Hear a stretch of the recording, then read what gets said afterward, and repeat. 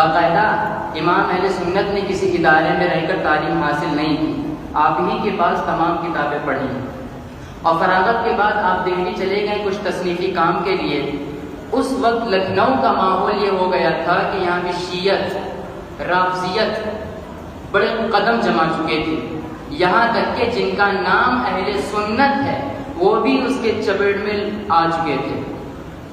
جب ایسا ماحول پیش آیا، ایسے حالات آئے، تو حضرت مولانا انقضاض صاحب نے مولانا عبدالشکور صاحب کو دہلی سے بلوا لیا، اور اس کام کے لیے، رد شیعت کے لیے، دفاع صحابہ کے لیے ان کو چن لیا۔ تو اس موقع پر کچھ لوگوں نے اعتراض کیا اور یہ کہا کہ آپ نے انہی کو کیوں چنا؟ بہت اور بھی عالم دین تھے، بڑے بڑے اور بھی لوگ تھے جو یہ کام کر سکتے تھے، آپ نے انہی کو کیوں چنا؟